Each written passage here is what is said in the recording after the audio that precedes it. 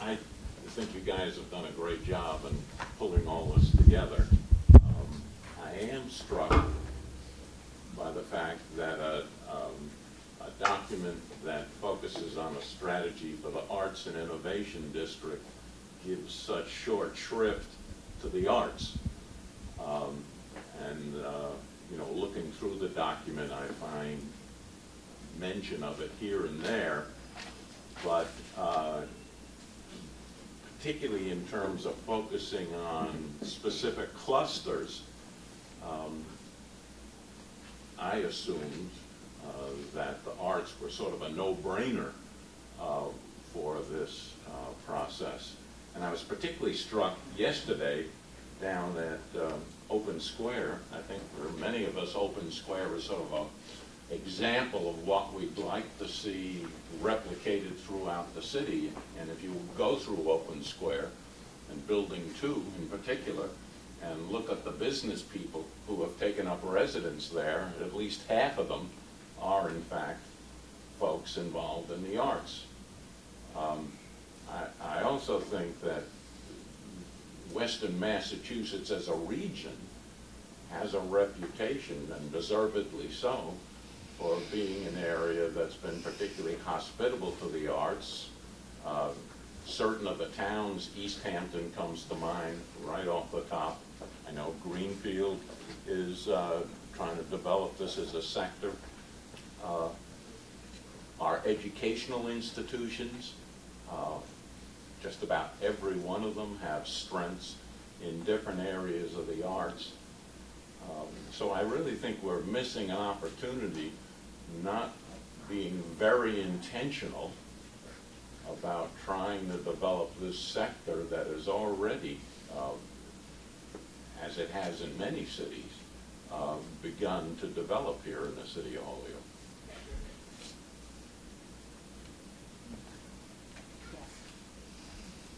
Linda, did you want to add yes. something? Yes. That's all I said. Yes. Eric, did you want to comment? No, I was just going to add to that, because actually for the last little over a year now, I've essentially been acting partially as the state's creative economy director at absence one, which means it doesn't get enough attention, so I can state that as a state failure. If I'm working on it, I can't be that good. But it's gotten me closer to what's occurring in this area. The two observations. One, Kathy and I had a conversation actually that didn't really fit the site readiness chapter.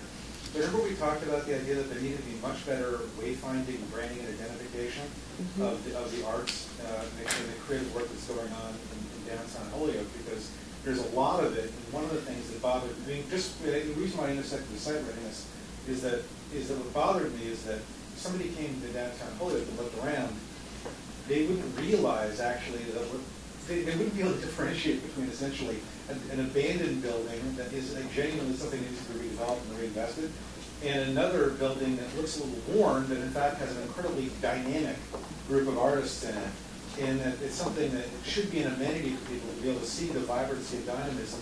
And I was thinking of it from a business attraction standpoint.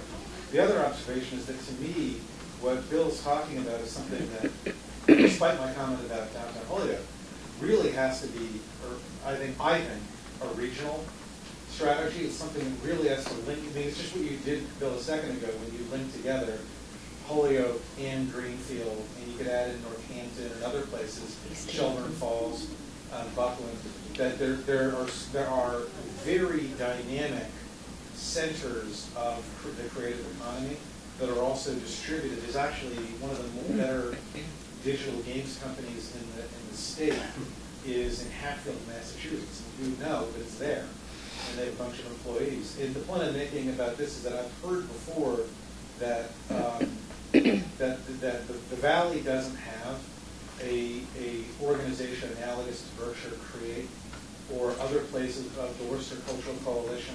There are other places that have sort of distributed organizations that pull together all these folks to do common marketing, common branding, and programming that can give greater visibility to their art stuff. And I think that could be very valuable for Holyoke, but also for the region.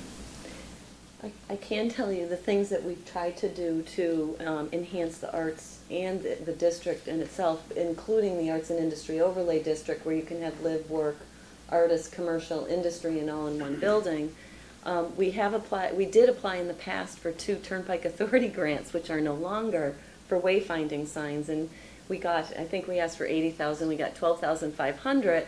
We have the signs designed, but no money to carry that out. So, I mean, we've got a couple of gateway signs, and then we had a whole plan through the Part4 Holyoke group to identify those kinds of things. The other thing we did was we brought artists together at least on 3 separate occasions, and we had about 50 artists at least in our office, and talking about exactly what Eric's mentioning. How do we come together as a group? How do we market as a group? How do we build each other up as a group? However, the resources in our office are very limited, and I was hoping that an artist would emerge as a leader, that we could help facilitate the artist group, but not lead the artist group, because it really, I feel, has to come from them themselves, not the direction that the city wants to go. And that never really happened. So there has been some attempts. We could use some more resources to help that along, but it's something that definitely needs to be done. Is there a way to include some action items around that inside the innovation? The entrepreneurial ecosystem? Yeah. Perhaps. I mean, I think that, I don't have a magic answer to this that's going to be, here's exactly how it's going to be done in a plan, but I appreciate the comments. Bill, you and I talked about that a little bit yesterday. It's certainly come up in past task force meetings, the importance of the creative economy and arts. So, I mean, there are different ideas about how we can try to better reflect it in the plan, Tim? Well, I think playing off what Eric said, to the extent that you can leave, as a takeaway, this is something that needs attention at the regional level and sort of get on it. I think that in and of itself is valuable. And just as Bill was saying, if you look around the region, there are pockets of activity. And I think what we're saying is here's another potential one that has a lot of merit.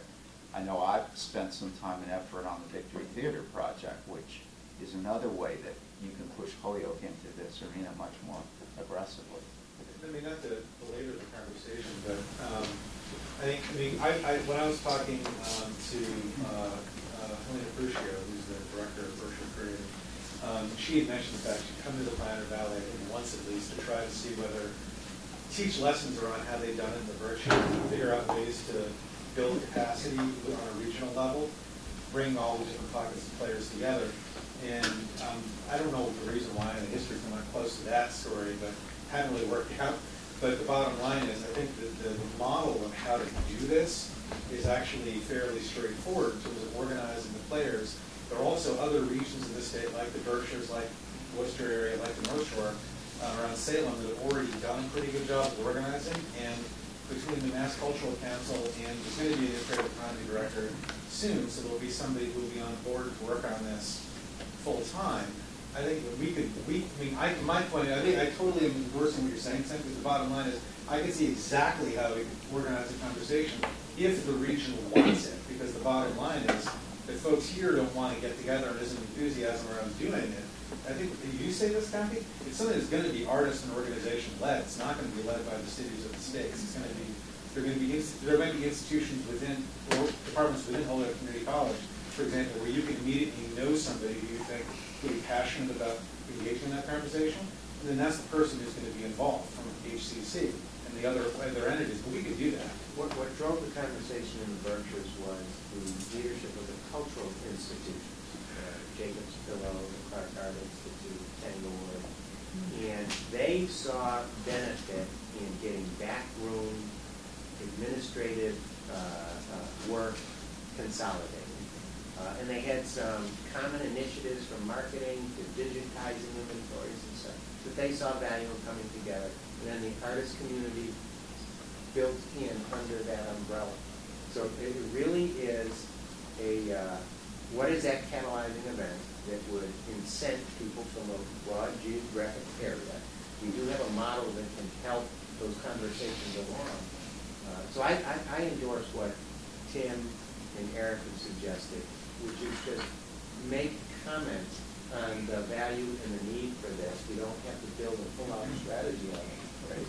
But I think that it would be a big one. This comes up in many places in America, and it's got two sides to it. You've got the infrastructure, capacity to draw in creative people, artists, and to make the institutions that are in place work better and more efficiently, frankly, so that you can hire another playwright, to bring in more people. And sometimes they call that, Eric, the creative economy strategy. And where it sinks is they don't do the first thing, which is to hold ourselves accountable for connecting the creative economy to these industry sectors that are in place. And a good, healthy first step is, let's make sure the creative economy movement goes through everything, every strategy you already have. First, make sure it's there and measurable, and then you're already on your way. So it's all together, to your point, not one separate thing. Just one comment. Seems to me a very simple way to support artists would be to buy some art. The computer center is going to be there. Buy some art. Locally. Buy the art. Buy the furniture. We'll take them. Other comments? Bob? And then Colleen? Number one, I've been involved since the beginning, and I apologize my schedule didn't permit me to be involved with the task force yesterday. But since the beginning, there's been a lot of thoughts, a lot of ideas from a lot of intelligent people, and I commend Dan and Don for pulling together and precipitating out all these ideas that were in this final report.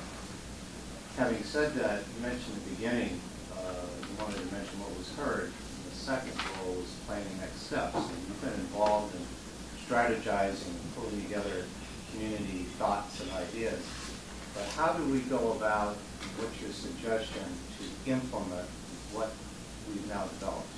You have a body of data, you have 8 strategies. You can't leave it on the shelf. Great plans and mice and men are often led astray. So we find ourselves with a lot of valuable information, but how do we get it to the action steps? And that was your second goal. Well, it's slightly tricky because we intentionally did not build that in as a detailed discussion for today. And I don't know if Tim or Kathy want to address that. Well, this is our last time to visit with you, and you've had this experience, so I thought we might as well put it on the table. Yeah, I'd answer Bob's point this way.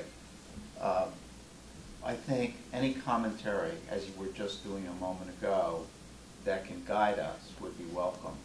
But that job isn't theirs, it's ours.